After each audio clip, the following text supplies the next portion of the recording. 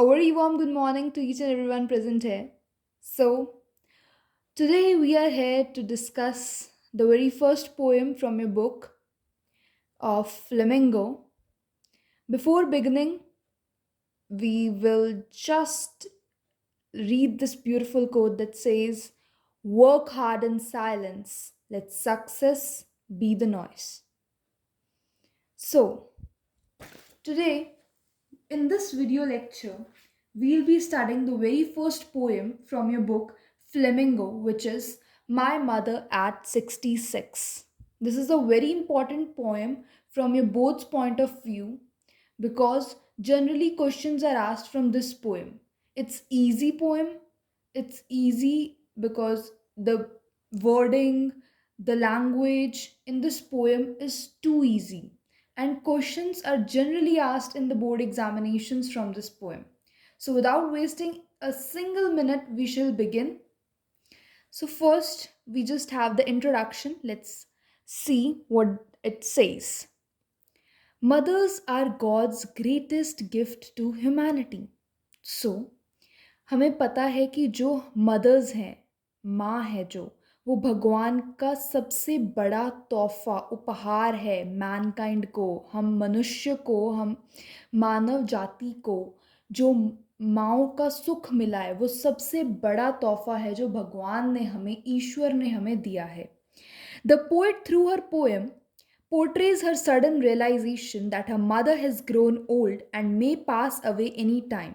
तो जो पोएट है इस पोएम के, जो कि कमला दास हैं, उन्होंने इस पोएम के थ्रू एक सडन उनको रियलाइजेशन होती है, उसको उन्होंने पोर्ट्रे किया है। सडन रियलाइजेशन क्या होती है कि जो उनके ममा हैं वो बहुत बूढ़े हो चुके हैं और किसी भी वक्त वो पास अवे, यानी कि किसी भी वक्त उनकी डेथ हो सकती है। She can pass away any time because she is grown old. Obviously जो ह्यूमंस हैं वो अमर तो है नहीं कि सारी ज़िंदगी मतलब 200 साल 300 साल ऐसे उनकी उम्र बढ़ती ही जाएगी, राइट। एक पर्टिकुलर एज पे आकर आपको पता लग जाता है कि अब हमारी डेथ करीब है, राइट। बिकॉज डेथ तो होनी ही है। एंड उसके जो ममा है पोएट के, वो काफ़ी ओल्ड हो चुके हैं। नाउ शी इज़ लाइक कि वो किसी भी वक्त पास हो सकते हैं, she can pass away any time. The poem is based on a beautiful mother daughter relationship. इस पोएम के ऊपर एक माँ और बेटी का जो प्यारा सा रिश्ता है, उसके ऊपर ये पोएम बेस्ड है। अभी ये इंट्रोडक्शन क्यों पढ़ी हमने? ऑल्दो इससे एक तो आपको ये पता लगता है कि उस पोएम में है क्या। उसके अलावा जब भी इस पोएम के ऊपर कोई भी क्वेश्चन आएगा, अगर आप ये वाले जो पॉइंट्स हैं अगर आप इंक्लूड करोगे आपके आंसर में, तो इफ़ेक्टिव बनेगा आपका आंसर। आई मीन आपको एग्जामिनर जो है आपका आंसर पढ़ के इम्प्रेस होगा अगर आप इनमें से कोई भी पॉइंट्स अपनी जो आंसर है उसमें आप ऐड ऑन करोगे, राइट। तो इसमें बस यही है कि जो गॉड का ग्रेटेस्ट गिफ्ट है मैनकाइंड को, ह्यूमंस को, दैट इज़ मदर्स, ठीक है। और पोएट को एक सडन रियलाइजेशन होती है जो उन्होंने इस पोएम में पोर्ट्रे किया है। सडन रियलाइजेशन क्या होता है कि उनके जो ममा है वो बहुत ही ओल्ड हो चुके हैं एंड किसी भी वक्त पास हो सकते हैं। ओके, मीन्स किसी भी वक्त उनकी डेथ हो सकती है। और एक ब्यूटिफुल मदर डॉटर रिलेशनशिप के ऊपर ये स्टोरी ये पोएम बेस्ड है, right. Now about the poet, इस पोएम के जो पोएट हैं दैट इज़ कमला दास, उनके बारे में हम कुछ पॉइंट्स पढ़ते हैं, ठीक है। So she was born in Malabar Kerala. उनका जन्म कहाँ पे हुआ था? केरला में, which is in obviously in South India, ठीक है। जगह का नाम है Malabar. She is recognised as one of India's foremost poets. Her works are known for their originality, versatility and the indigenous flavor of the soil. मतलब क्या है इसका कि जो उनके काम है उसमें उनकी अपनी मिट्टी की एक झलक दिखाई देती है, ठीक है। और ओरिजिनल पीस ऑफ वर्क है उनका जो भी है, राइट। ऑल्दो इनमें से ऐसा कुछ पूछा नहीं जाएगा कि उनके वर्क के बारे में बताओ या कैसे भी, but still since it's given in your book so we are reading it. Kamala Das has published many novels and short stories in English and Malayalam under the name Madhavi कुटी। सो उन्होंने, कमला दास जी ने बहुत सारी जो है नॉवेल्स लिखी हैं, ठीक है। उन्होंने शॉर्ट स्टोरीज भी लिखी हैं शॉर्ट स्टोरीज़ लिखी हैं, नॉवेल्स लिखी हैं और इंग्लिश में भी लिखी है और मलयालम में भी लिखी है अंडर द नेम माधवी कुट्टी। इसको आप याद करो, इसलिए मैंने अंडरलाइन किए हैं ये 2 पॉइंट्स, ये एक आगे आएगा और ये भी वाला, right. Then some of her works in English include the novel alphabet of lust. उनके जो इंग्लिश में उन्होंने नॉवेल्स लिखी हैं उनमें से एक है अल्फ़ाबेट ऑफ लस्ट, 1977 में लिखी गई थी। A collection of short stories Padmavati, the harlot and other stories, 1992। ये याद रखो आप, ये दो, ठीक है, जो अंडरलाइन है यहाँ पे। In addition to the 5 books of poetry, तो उन्होंने 5 बुक्स लिखी हैं बेसिकली पोइट्री के ऊपर, ठीक है। और उसके अलावा एक कलेक्शन, मतलब बहुत सारे शॉर्ट स्टोरीज़ की एक कलेक्शन लिखी है पद्मावती, ठीक है, the harlot and other stories, और एक माधवी कुटी, ठीक है।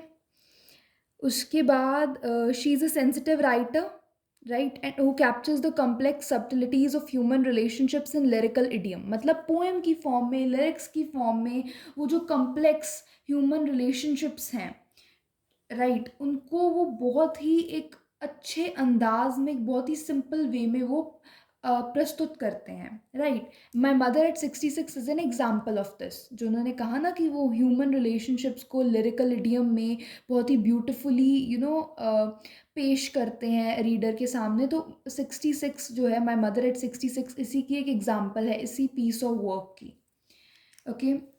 Before you read, aging is a natural process. Have you ever thought what your elderly parents expect from us? So basically बोल रहे हैं कि जो aging है एक natural process है, और कभी क्या आपने सोचा है कि जो आपके elderly parents हैं, grand parents हैं, right, या आपके parents हैं जिनकी age हो चुकी है, वो आपसे क्या expect करते हैं? What do they expect from you?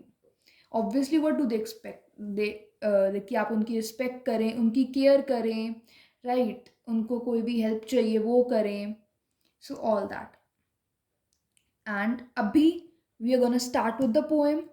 Okay, this was all just the introduction part and the about the author जो भी होता है, about the poet, ठीक है। ये poet के बारे में पढ़ा अब तक हमने सब, और ये general कुछ important या introduction कह लो आप, वो पढ़ा। अब हमारी poem शुरू होती है, and अब से आप जो भी मैं बोलने वाली हूँ that is very very important, क्योंकि पेपर में क्वेश्चन आएगा ही आएगा, एक ना एक सेट में इसका क्वेश्चन कंफर्म आना ही आना है, so pay attention. So driving from my parents home to Cochin last Friday morning, I saw my mother beside me. Poet जो हैं कमला दास, ये क्या कह रहे हैं कि मैं ड्राइव कर रही थी अपने पेरेंट्स के होम से कोचिन लास्ट फ्राइडे मॉर्निंग। सबसे पहले वो बोल क्या रहे हैं वो सुनेंगे, फिर इंपॉर्टेंट पॉइंट्स जानेंगे। आई saw my mother beside me, so basically वो अपने पेरेंट्स के घर से, राइट, अपने मम्मा पापा के घर से अब वो एयरपोर्ट की तरफ जा रहे हैं। एयरपोर्ट है उनका कोचिन। दिन क्या है उस दिन? फ्राइडे है, मॉर्निंग का वक्त है, और उनके मम्मा उनके साइड में बैठे हैं कार में, ठीक है। क्या पॉइंट इंपॉर्टेंट है अभी कि वो कहाँ से ड्राइव कर रहे हैं? वो अपने पेरेंट्स होम से, मतलब वो अपने मम्मा पापा के घर से कोचिन की तरफ जा रहे हैं, ठीक है। एयरपोर्ट है जहाँ पर, कोचिन एयरपोर्ट। फ्राइडे मॉर्निंग, उस दिन फ्राइडे की सुबह है, और उनके मम्मा उनके पास में बैठे हुए हैं, राइट।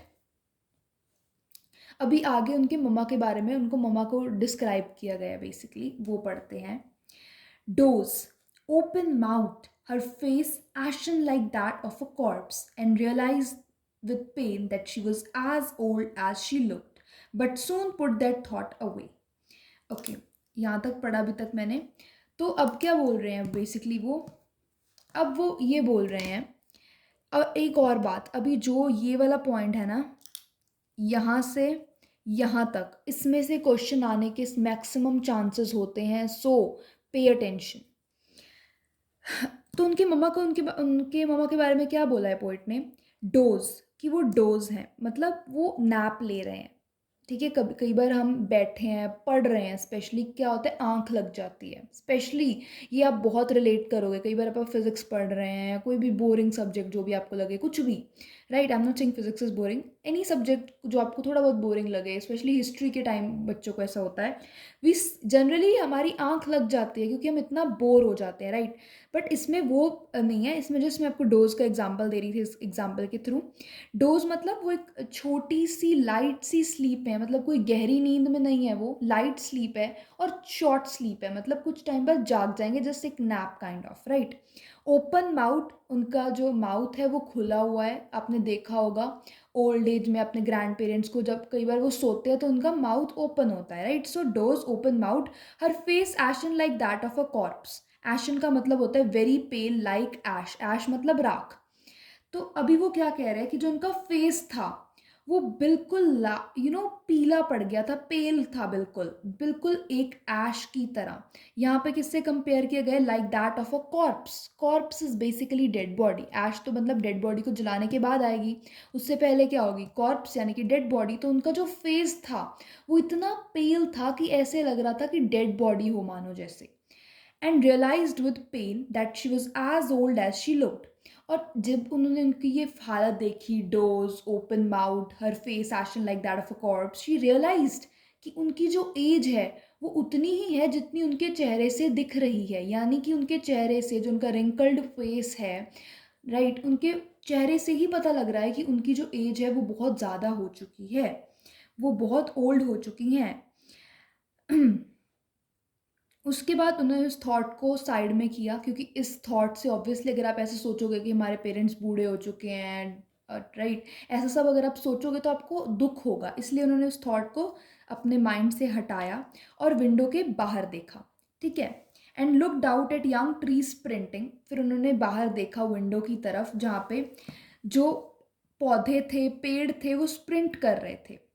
अभी स्प्रिंटिंग यहाँ पे पर्सोनिफिकेशन का यूज़ हुआ है, मैं भी आपको यहाँ पे भी जो पोएटिक डिवाइस यूज़ हुए हैं उनके बारे में भी बताऊंगी, बट एक बार आप पूरी पोएम पढ़ लेते हैं, मीनिंग समझ लेते हैं, because if in the middle I start telling you poetic devices, आपका ध्यान वहाँ शिफ्ट होगा, राइट। तो वो बोल रहे हैं कि ट्रीज प्रिंटिंग, अच्छा जब आप कार के बाहर देखते हो अभी, राइट, आपको लगता है कि ट्रीज पीछे भाग रहे हैं, एक्चुअल में तो आप आगे जा रहे हो अपनी कार के साथ, लेकिन आपको फील आती है कि ट्रीज पीछे की तरफ भाग रहे हैं, right.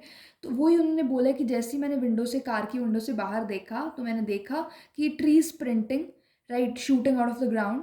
The married children spilling means to move out in great number out of their homes, मतलब ट्रीज भाग रहे हैं, ठीक है, स्प्रिंट कर रहे हैं। जो खुश चिल्ड्रन है, मेरी चिल्ड्रन मतलब खुशी, मतलब बहुत खुश हैं जो बच्चे, ठीक है, उनके फेस से पता लग रहा है दे आर वेरी हैप्पी, वो अपने घरों से बाहर आ रहे हैं, राइट।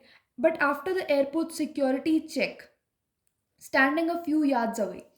तो अब क्या है कि उससे पहले एक और पॉइंट कि कॉन्ट्रडिक्शन यहाँ पे दिखाया गया था जब ये चीज़ आई थी स्पिलिंग और स्प्रिंटिंग वाली, कि उसके जो ममा है वो बैठे हैं, बच्चे बाहर निकल रहे हैं घरों से, बच्चे यंग हैं, राइट, और उनके ममा की तो बहुत ज़्यादा एज हो चुकी है, वो कहीं प्रॉपर हिल भी नहीं सकते, like she can't run just like these children. तो वही दिखाया गया है, कॉन्ट्रडिक्शन शो की है बेसिकली। नेक्स्ट पॉइंट था कि after the airport security check standing a few yards away, तो अभी वो एयरपोर्ट पे पहुंच चुके हैं basically. So I looked again at her wan pale, तो अभी वो एयरपोर्ट पे पहुंच चुके हैं, सिक्योरिटी चेक लाइक हो चुका है, राइट। अभी सिक्योरिटी चेक हो गया, अभी ऑब्वियसली सिक्योरिटी चेक के बाद उनके मम्मा तो उनके साथ अंदर नहीं जा सकते, क्योंकि उन्होंने नहीं जाना था ना एयरपोर्ट से कहीं, उनके मम्मा तो वापस अपने घर चले जाएंगे, वो तो अपनी बेटी को एयरपोर्ट ड्रॉप करने आए थे। तो सिक्योरिटी चेक के बाद पोएट कह रहे हैं कि मैंने उनकी तरफ दोबारा से देखा अपने मम्मा की ओर। वैन पेल मतलब वो बिल्कुल कलरलेस थे, पेल थे, उनका चेहरा पीला पड़ा हुआ था ओल्ड एज की वजह से, बिल्कुल जैसे कि लेट विंटर्स मून होता है, जैसे जब सर्दियाँ होती हैं तब हमें आसमान में जब लेट नाइट को चांद दिखता है, तब बिल्कुल वैसा उनका फेस हो चुका था। And felt that old familiar एक माई चाइल्डहुड फियर, और फिर मुझे ये इंपॉर्टेंट है जो हाईलाइट किया है, और फिर उन्हें रियलाइज़ होता है, लाइक उनको वो मतलब फेमिलियर सा पेन जो उनको बचपन में एक पेन होता था, वो सेम पेन, फेमिलियर सा पेन उनको फिर से होता है। उनका चाइल्डहुड फियर जो था, बचपन में उनको जो डर था कि उनकी मम्मा उनसे कभी दूर ना हो, वो उन्हें अपने दिल में महसूस होता है, वो उनको मतलब फील होता है वो pain. But all I said was see you again अम्मा। पर मैंने कुछ नहीं बोला, मैंने सिर्फ मेरे मुंह से कुछ शब्द निकले जो थे सी यू अगेन अम्मा। मीन्स पोएट श्योर भी नहीं है कि वो अपने मदर को दोबारा देख भी पाएंगी या नहीं, जब वो वापस आएंगी उनके मम्मा जिंदा भी होंगे या नहीं, पर फिर भी उन सारी इन सब चीज़ों को एक बार साइड में रख के she says that see you soon Amma, all I did was smile and smile and smile. अभी यहाँ पे रिपीटिशन का यूज़ हुआ है, पोएटिक डिवाइस ऑल दो हम बाद में डिस्कस करेंगे। तो उन वो कहती हैं कि मैंने क्या किया, मैंने स्माइल किया एंड स्माइल किया, राइट। ऑल आई डिड वो smile and smile and smile, मतलब उनको देख के मैंने बस स्माइल किया, ताकि मैं दुखी हूँ तो मेरी वजह से कहीं मेरे मम्मा ना दुखी हों, इसलिए मैंने उनको गुड बाय किया स्माइल करते हुए। स्प्रिंटिंग, या वो आया था कि मैंने स्प्रिंट, जब विंडो से बाहर देखा तो मैंने sprinting I am very sorry, sprinting trees देखे, राइट। यानी कि शॉर्ट फास्ट रेस या रनिंग ट्रीज, जो मैंने आपको एग्जाम्पल भी दी थी। वैन मतलब कलरलेस। उसके बाद कुछ क्वेश्चंस हैं, इनको हम पर डिस्कस करते हैं।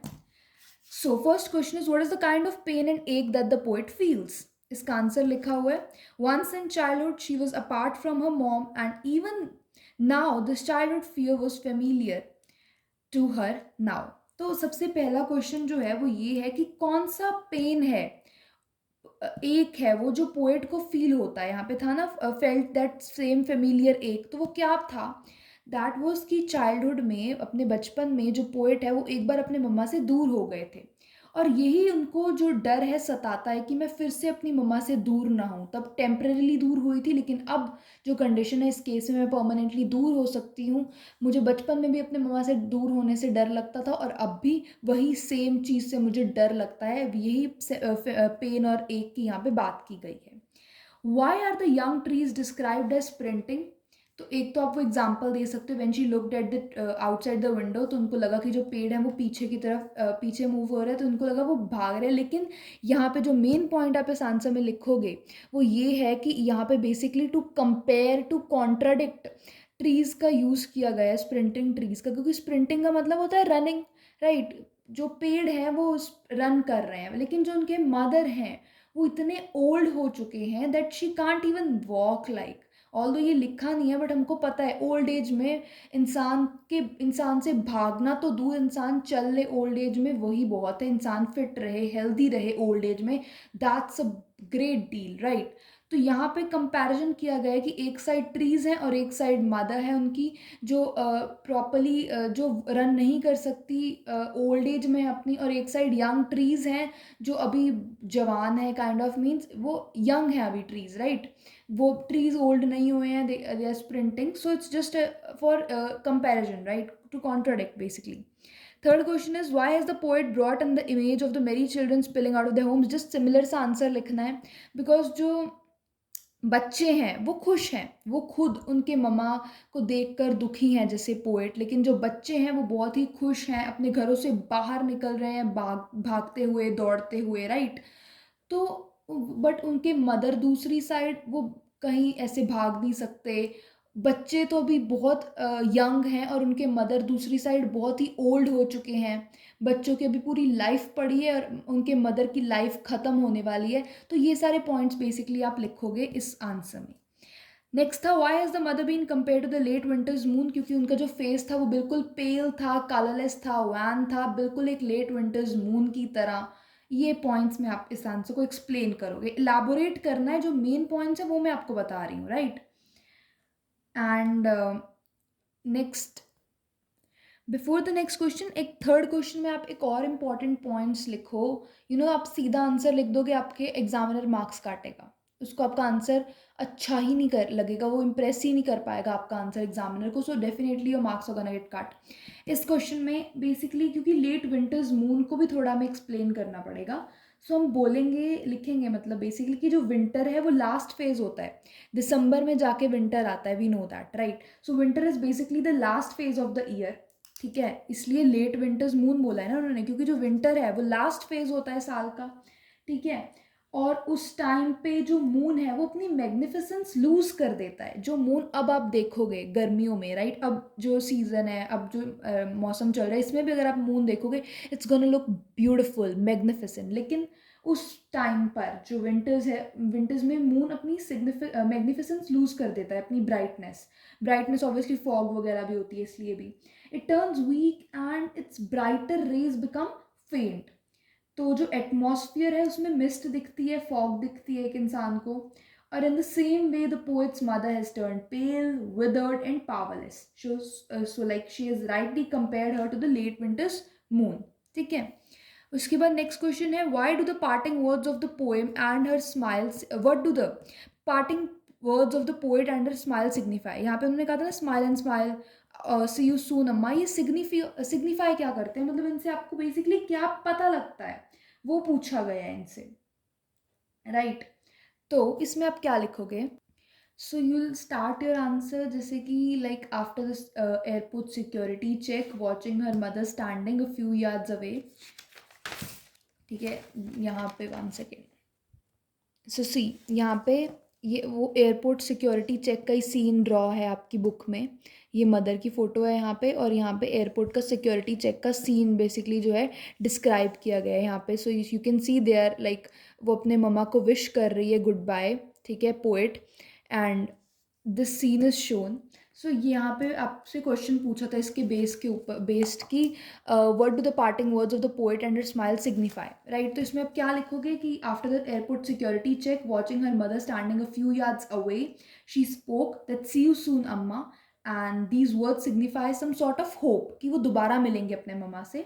It shows some promise as well as expectation that she would see her mother again, right। जब वैसा बोल रही हैं उनको एक होप है, एक एक्सपेक्टेशन और एक प्रॉमिस उन्होंने एक तरह से कर दिया इन वर्ड्स के थ्रू कि मैं आपको दोबारा मिलूंगी definitely.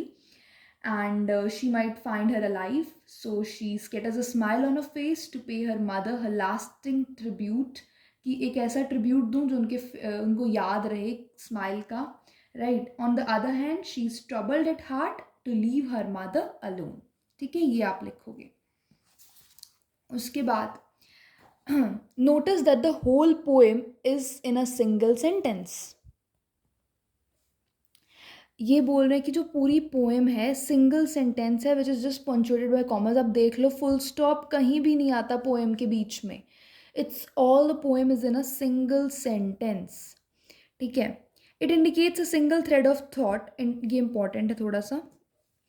It what does it indicates, मतलब ये सिंगल सेंटेंस में पोएम का होना एंड ऑल, ये सब क्या इंडिकेट करता है? एक single thread of thought which is interspersed with observations of the real world around and the way these are connected to the main idea। जो मेन आइडिया है, ठीक है, जो मेन थीम है जिसके बारे में हम पढ़ेंगे, उससे कैसे कनेक्टेड है real world.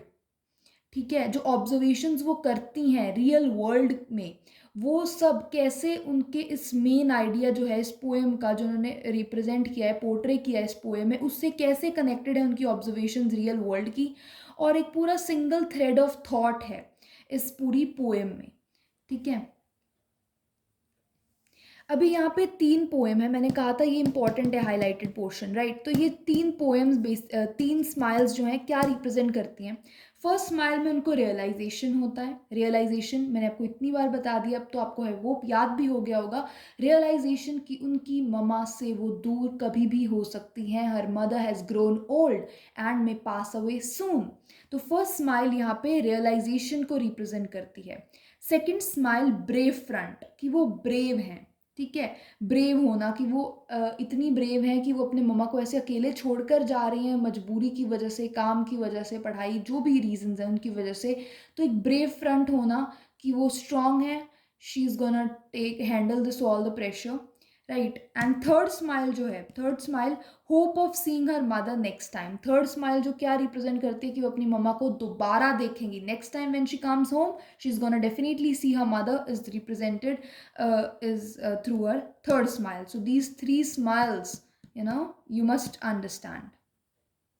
Now time for poetic devices। सबसे पहले सिमिली। सबसे पहले कुछ मत पढ़ो इन सारे पोएटिक डिवाइसेस को, सबसे पहले आप जस्ट जानो ये पोएटिक डिवाइस होते क्या हैं, इनका मीनिंग क्या है। सबसे पहला है सिमिली। जब भी एज का यूज आए या लाइक का, 2 वर्ड्स हैं जो आपको याद रखने हैं, एक एज, AS एज, और दूसरा LIKE लाइक। एज और लाइक जब भी आए, दैट इज सिमिली. ठीक है. मेटाफर एक आइडिया को रिप्रेजेंट करने के लिए होता है. मतलब एक इनडायरेक्टली आप एक आइडिया को किसी चीज़ के थ्रू रिप्रेजेंट करते हो, दैट इज मेटाफर. पर्सोनिफिकेशन जब आप किसी नॉन लिविंग चीज़ को ह्यूमन क्वालिटीज़ दे देते हो. जैसे कि सूरज की किरणें, like sun's rays were peeping inside my room. अभी जो सूरज है वो तो अपनी रूम से नहीं झांक सकता ना. पर जब आप कोई ह्यूमन क्वालिटीज़ देते हो किसी नॉन लिविंग चीज़ को, दैट इज़ पर्सोनिफिकेशन. रिपीटिशन जब कोई चीज़ रिपीट होती है, ठीक है, कोई वर्ड बार बार आ रहा है, दैट इज़ रिपीटिशन.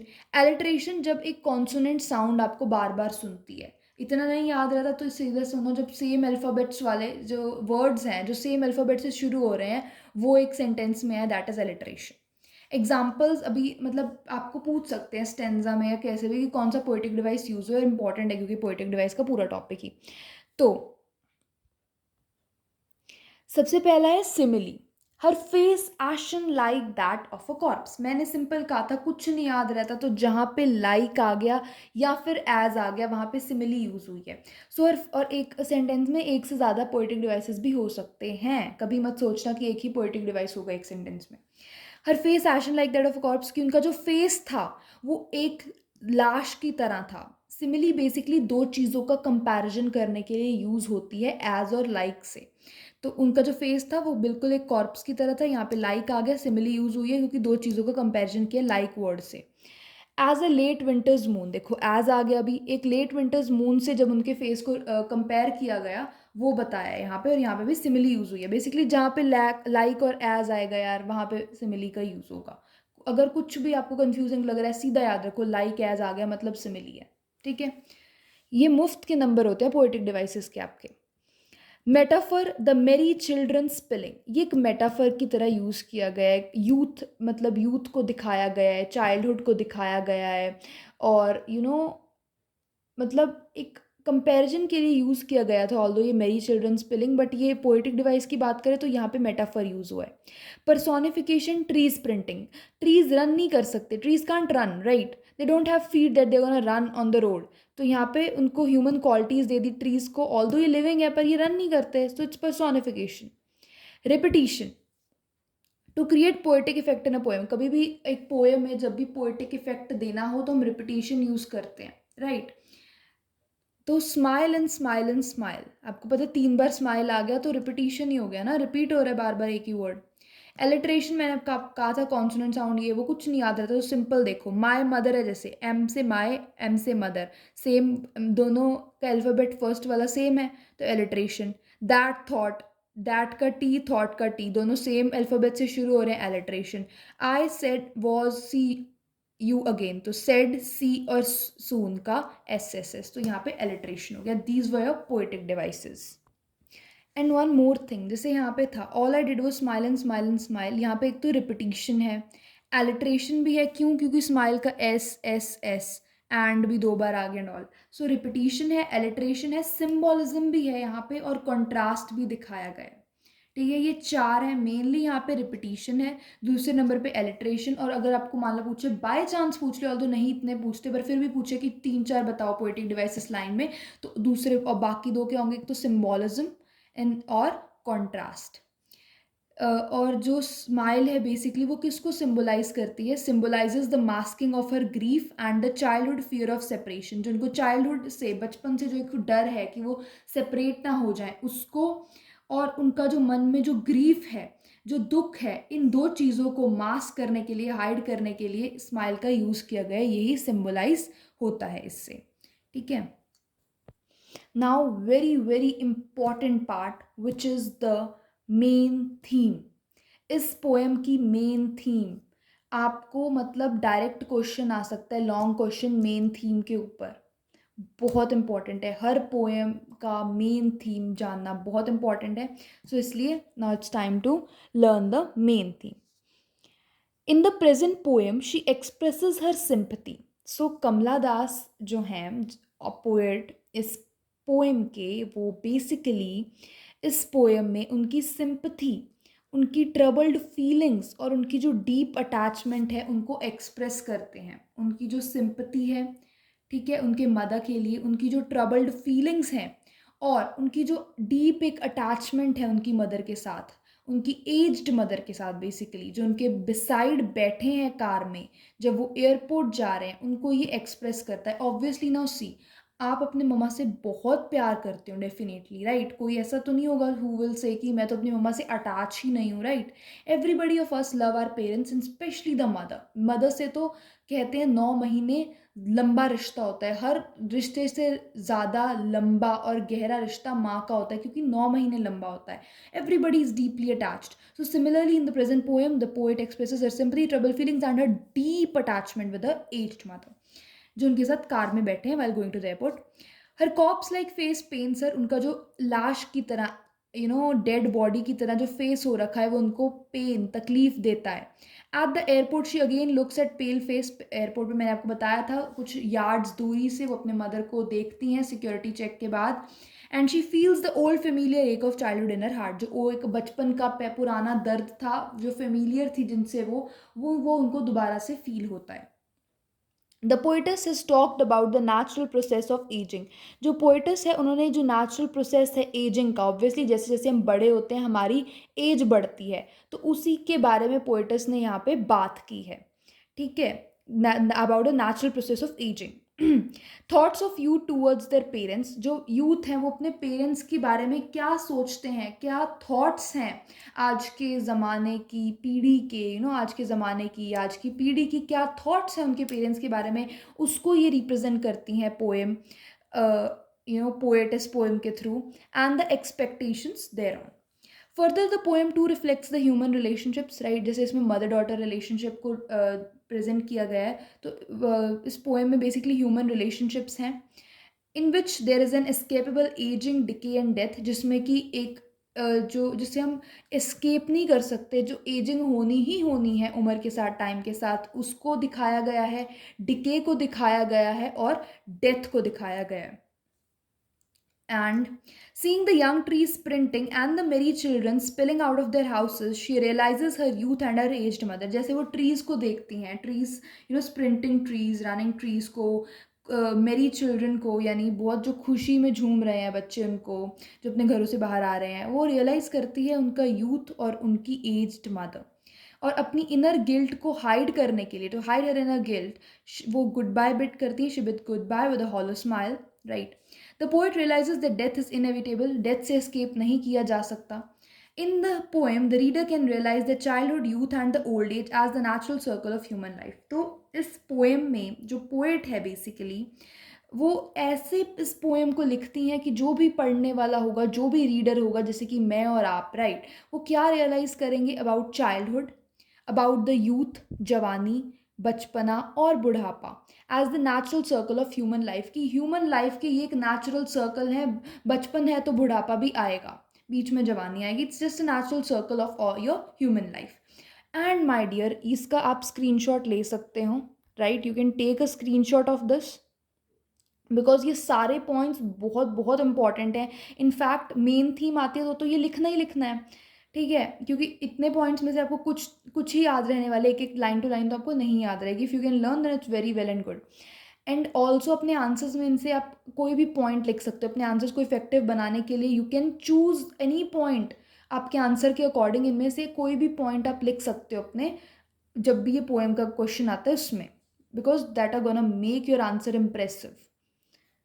सो अभी जस्ट एक बार मैं आपको समरी दे देती हूँ, मतलब ऑब्वियसली अभी अपने बहुत सारे पॉइंट्स पढ़ लिए अपन ने, सो जस्ट अभी एक समरी, मतलब मेन पॉइंट्स मैं आपको इस पोएम के बता देती हूँ, सो दैट आपको सारा रिकैप हो जाए एक बार। सो सबसे पहले तो पेरेंट्स होम वाला पॉइंट है कि वो कोचिन जा रहे थे, ठीक है, फ्राइडे मॉर्निंग को, right? So like from a parents home, Kamala Das was on her way to the Cochin airport, ठीक है? मैं मेन पॉइंट्स बोल रही हूँ आपको, इसलिए ध्यान से सुनो, आपको पूरी पोएम का रिकैप मिल जाएगा शॉर्ट में, ठीक है? Second point was about her old age mother, she was accompanying her to the airport. Third point is that her mother was dozed and her pale lifeless face looked like as of a corpse, ठीक है, dead body. She was deeply grieved, बहुत ही pen में थे, कौन? Poet. To change her mood, she peeped outside through her car and looked at the trees and the young children, ठीक है? उन्होंने अपनी कार के बाहर देखा ट्रीज प्रिंट जो यहाँ पे ये वाला पॉइंट बेसिकली मैं बोल रही हूँ कि उन्होंने बेसिकली विंडो के बाहर देखा and looked at the trees and the young children. Then she was caught in the midst of her decayed health, of her mother's decayed health basically, right? And उसके बाद basically then we saw that late winter's moon से comparison किया गया था, right? Her colourless face, her mother's colourless face looked like the winter's, late winter's moon. Her childhood fear, ठीक है, उनके familiar एक यहाँ पे लिखा है ना, my childhood fear. So her childhood fear of leaving her alone and unattended started haunting her basically, and doubt showered her lest she should see her again, as she could not survive for long. Like, right, मतलब कि sure नहीं है वो that she is gonna survive for long और not. सो वो doubts हैं उनके mind में, वो एक फियर है basically, right? And she bade goodbye then with a hollow smile, ठीक है, and on the pretext of seeing her again soon, and her words infuse a ray of hope both in her mother and the poet. ठीक है, ये line मैंने बहुत ही प्यारी बोली है, बहुत important. That is her words infuse a ray of hope both in her mother and the poet.